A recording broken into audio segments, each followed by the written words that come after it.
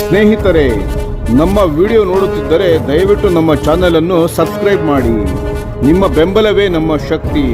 ಪ್ರತಿಯೊಂದು ಸಬ್ಸ್ಕ್ರಿಪ್ಷನ್ ನಮ್ಮನ್ನು ಇನ್ನಷ್ಟು ಉತ್ತಮ ವಿಷಯಗಳನ್ನು ತಯಾರಿಸಲು ಪ್ರೇರೇಪಿಸುತ್ತದೆ. ಹಾಗಾಗಿ ಸಬ್ಸ್ಕ್ರೈಬ್ ಮಾಡುವುದನ್ನು ಮರೆಯಬೇಡಿ.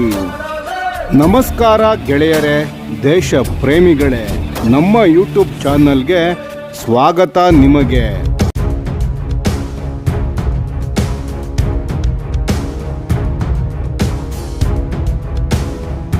ಭಾರತದ ಮುಂದಿನ ತಲೆಮಾರಿನ ಯುದ್ಧ ವಿಮಾನವಾದ ತೇಜಸ್ MK2 ದೇಶದ ವಿಮಾನ ನಿರ್ಮಾಣ ಕ್ಷೇತ್ರದಲ್ಲಿ ಇತಿಹಾಸಾತ್ಮಕ ಬದಲಾವಣೆಗೆ ದಾರಿ ಮಾಡಿಕೊಡಲು ಸಿದ್ಧವಾಗಿದೆ.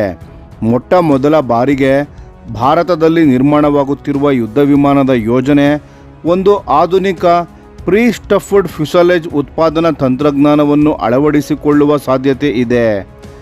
ಈ ತಂತ್ರಜ್ಞಾನದಲ್ಲಿ ವಿಮಾನದ ಮುಖ್ಯ ಫ್ಯೂಸಲೇಜ್ ಭಾಗಗಳನ್ನು ಫೈನಲ್ ಅಸೆಂಬ್ಲಿ ಲೈನ್ಗೆ ತರೋ ಮುಂಚೆಯೇ ಅದರ ಒಳಭಾಗದ ವೈರಿಂಗ್, ಪ್ಲಂಬಿಂಗ್, ಡಕ್ಟಿಂಗ್ ಮತ್ತು ಅನೇಕ ವ್ಯವಸ್ಥೆಗಳನ್ನು ಪೂರ್ವಭಾವಿಯಾಗಿ ಅಳವಡಿಸಲಾಗುತ್ತದೆ.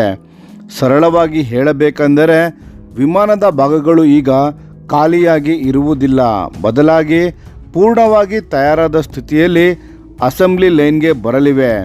ಈ ವಿಧಾನವನ್ನು ಈಗಾಗಲೇ ಏರ್ಬಸ್ ತನ್ನ ವಿಮಾನ ನಿರ್ಮಾಣದಲ್ಲಿ ಅನುಸರಿಸುತ್ತಿದ್ದು, ಅದನ್ನೇ ಭಾರತವು ಈಗ ಅನುಸರಿಸಲು ಮುಂದಾಗಿದೆ. HAL ADA ಮಹತ್ವದ ಯೋಜನೆ. HAL ಹಿಂದೂಸ್ತಾನ್ ಏರೋನಾಟಿಕ್ಸ್ ಲಿಮಿಟೆಡ್ ಮತ್ತು ADA aeronautical development agency Tejas MK2ಗಾಗಿ ಈ ಮಾದರಿಯನ್ನು ಅಳವಡಿಸಲು ಉತ್ಸುಕವಾಗಿವೆ. ಮುಖ್ಯವಾಗಿ ಈ ಬಾರಿ ಖಾಸಗಿ ವಲಯದ ಕಂಪನಿಗಳಿಗೆ ಫ್ಯೂಸಲಾಜ್ ವಿಭಾಗಗಳ ನಿರ್ಮಾಣದಲ್ಲಿ ದೊಡ್ಡ ಪಾತ್ರ ನೀಡಲಾಗುವ ಸಾಧ್ಯತೆ ಇದೆ.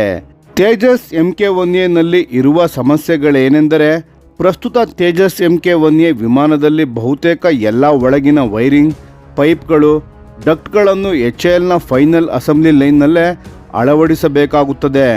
ಇದರಿಂದ ಏನಾಗುತ್ತದೆಂದರೆ, ಈಗಾಗಲೇ ಜೋಡಣೆಗೊಂಡಿರುವ ರಚನೆಯೊಳಗೆ ಮೈಲುಗಳಷ್ಟು ಉದ್ದದ ಕೇಬಲ್ಗಳನ್ನು ತಾಂತ್ರಿಕರು ಹಾಯಿಸಬೇಕಾಗುತ್ತದೆ. ಇದರಿಂದ ಅಸೆಂಬ್ಲಿ ಸಮಯ ಬಹಳ ಜಾಸ್ತಿಯಾಗುತ್ತದೆ. ಅದಕ್ಕೆ ತೇಜಸ್ MK1Aಗೆ ಉತ್ಪಾದನೆ ನಿಧಾನವಾಗುತ್ತಿದೆ. ತೇಜಸ್ MK2ನಲ್ಲಿ ಏನೇನು ಬದಲಾವಣೆ ಆಗಲಿದೆ? ತೇಜಸ್ MK2ನಲ್ಲಿ ಸಂಪೂರ್ಣವಾಗಿ ಹೊಸ modular and parallel manufacturing model ಜಾರಿಗೆ ಬರಲಿದೆ. ಮುಂದೆ ಇರುವ ಫಾರ್ವರ್ಡ್ ಫ್ಯೂಸಲೇಜ್, ಕಾಕ್ಪಿಟ್ ಮತ್ತು nose section, pilot interface systems, nose mounted avionics ಇವೆಲ್ಲವೂ ಈಗಾಗಲೇ ಅಳವಡಿಸಿದ ಸ್ಥಿತಿಯಲ್ಲಿ FALಗೆ ಫೈನಲ್ ಅಸೆಂಬ್ಲಿ ಲೈನ್ಗೆ ಬರಲಿದೆ. ಸೆಂಟರ್ ಫ್ಯೂಸಲೇಜ್, ಒಳಗಿನ ಫ್ಯೂಯಲ್ ಟ್ಯಾಂಕ್ಸ್ಗಳು, ಎಲೆಕ್ಟ್ರಿಕ್ ಹಾರ್ನೆಸ್ಗಳು ಪೂರ್ಣವಾಗಿ ಅಳವಡಿಸಿದ ಸ್ಥಿತಿಯಲ್ಲಿ ತಲುಪಲಿದೆ. ವಿಂಗ್ಸ್ಗಳು, ಫ್ಯೂಯಲ್ ಪ್ಲಂಬಿಂಗ್, ವಿಂಗ್ ಟಿಪ್ ಸೆನ್ಸಾರ್ಗೆ ಬೇಕಾದ ವೈರಿಂಗ್ ಮೊದಲೇ ಹಾಕಿ ಅಸೆಂಬ್ಲಿ ಲೈನ್ಗೆ ಬರಲಿವೆ. ಫೈನಲ್ ಅಸೆಂಬ್ಲಿ ಲೈನ್ಗೆ ಲಾಭ ಏನು? ಇದರಿಂದ ಫೈನಲ್ ಅಸೆಂಬ್ಲಿ ಲೈನ್ನಲ್ಲಿ ಒಳಗಿನ ವೈರಿಂಗ್ ಕೆಲಸ ಕಡಿಮೆ, ಸಮಯ ತೆಗೆದುಕೊಳ್ಳುವ ಫಿಟ್ಮೆಂಟ್ ಇರುವುದಿಲ್ಲ. ಮುಖ್ಯವಾಗಿ structural joining, system integration, testing ಮೇಲೆ ಮಾತ್ರ ಗಮನ. ಅಂದರೆ ಕಡಿಮೆ ಸಮಯ, ಹೆಚ್ಚು ಗುಣಮಟ್ಟ. AMCAಗೂ ಇದೇ ತಂತ್ರಜ್ಞಾನ. ಇದೇ ಪ್ರೀ ಸ್ಟಫ್ಡ್ ಮ್ಯಾನುಫ್ಯಾಕ್ಚರಿಂಗ್ ಫಿಲಾಸಫಿ ಭಾರತದ 5ನೇ ತಲೆಮಾರಿನ ಯುದ್ಧ ವಿಮಾನವಾದ AMCA ಯೋಜನೆಯಲ್ಲೂ ಅಳವಡಿಸುವ ಯೋಜನೆ ಇದೆ. ಇದು ಭಾರತದಲ್ಲಿ ಯುದ್ಧ ವಿಮಾನದ ನಿರ್ಮಾಣಕ್ಕೆ ದೀರ್ಘಕಾಲೀನ ಕ್ರಾಂತಿ ತರುವ ಸೂಚನೆಯಾಗಿದೆ. ಅತ್ಯಂತ ಸೂಕ್ಷ್ಮ ತಂತ್ರಜ್ಞಾನಗಳು. ಈ ವಿಧಾನದಲ್ಲಿ ಅತ್ಯಂತ ಮುಖ್ಯವಾದ ಅಂಶವೇನೆಂದರೆ ಎಕ್ಸ್ಟ್ರೀಮ್ಲಿ ಟೈಟ್ ಟಾಲರೆನ್ಸ್. ಫ್ಯೂಸಲೇಜ್ ವಿಭಾಗಗಳನ್ನು ಜೋಡಿಸುವಾಗ ಅಳತೆಗಳು ಇಂಚ್ನ 10,000 ಭಾಗಗಳಷ್ಟು ನಿಖರವಾಗಿರಬೇಕು. ಯಾಕೆಂದರೆ ಒಳಗೆ ಈಗಾಗಲೇ ವೈರಿಂಗ್ ಮತ್ತು ಪ್ಲಂಬಿಂಗ್ ಇರುವುದರಿಂದ ಸಣ್ಣ ತಪ್ಪು ಅಲೈನ್ಮೆಂಟ್ ಕೂಡ ದೊಡ್ಡ ಫೈನಲ್ ಇಂಟಿಗ್ರೇಷನ್ಗೆ ದೊಡ್ಡ ಸಮಸ್ಯೆ ತರುವ ಸಾಧ್ಯತೆ ಇರುತ್ತದೆ. ಫೈನಲ್ ಇಂಟಿಗ್ರೇಷನ್ನ ಪ್ರಕ್ರಿಯೆ. ಫಾರ್ವರ್ಡ್, ಸೆಂಟರ್ ಮತ್ತು ಆಫ್ಟರ್ ಫ್ಯೂಸಲೇಜ್ಗಳನ್ನು ಫೈನಲ್ ಅಸೆಂಬ್ಲಿ ಲೈನ್ನಲ್ಲಿ ಜೋಡಿಸಿದ ಬಳಿಕ ಅಂಬಾಲಿಕಲ್ಸ್ ಎಂದು ಕರೆಯುವ ಹೆವಿ ಡ್ಯೂಟಿ ಎಲೆಕ್ಟ್ರಿಕಲ್ ಕನೆಕ್ಟರ್ಸ್ ಮತ್ತು ಹಾರ್ನೆಸ್ಗಳನ್ನು ಜೋಡಿಸಲಾಗುತ್ತದೆ. ನಂತರ ಸಂಪೂರ್ಣ ಪವರ್ ಆನ್ ಟೆಸ್ಟ್ ನಡೆಯುತ್ತದೆ. ಈ ಪರೀಕ್ಷೆಯಲ್ಲಿ ಎಲ್ಲ pre installed wiring, central computers, avionics backbone ಸರಿಯಾಗಿ ಪರಸ್ಪರ ಸಂವಹನ ಮಾಡುತ್ತಿವೆಯೇ ಎಂದು ಪರಿಶೀಲಿಸಲಾಗುತ್ತದೆ. ಭಾರತದ ವಿಮಾನ ನಿರ್ಮಾಣಕ್ಕೆ ದೊಡ್ಡ ಮೈಲಿಗಲ್ಲು. ಈ ಯೋಜನೆ ಯಶಸ್ವಿಯಾಗಿ ಜಾರಿಯಾದರೆ parallel manufacturing, private sector participation, FAL ಮೇಲೆ ಕಡಿಮೆ ಅವಲಂಬನೆ ಇವೆಲ್ಲವೂ ಸಾಧ್ಯವಾಗಲಿದೆ.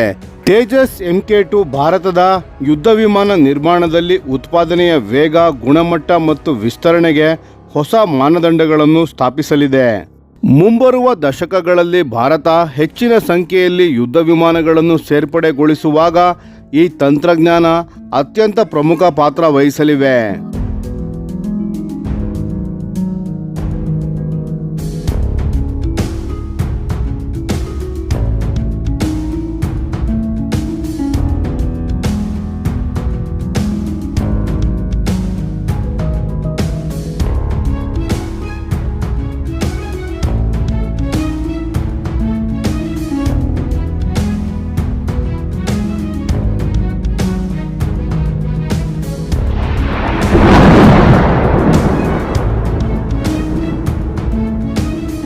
ಈ ವಿಡಿಯೋ ನಿಮಗೆ ಇಷ್ಟವಾಗಿದ್ದರೆ ಲೈಕ್ ಮಾಡಿ ಮತ್ತು ನಮ್ಮ ಚಾನೆಲನ್ನು ಸಬ್ಸ್ಕ್ರೈಬ್ ಮಾಡಿ ಹಾಗೂ ಬೆಲ್ ಐಕಾನ್ ಒತ್ತಿ.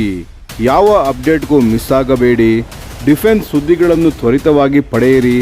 ನಿಮ್ಮ ಬೆಂಬಲವೇ ನಮ್ಮ ಶಕ್ತಿ.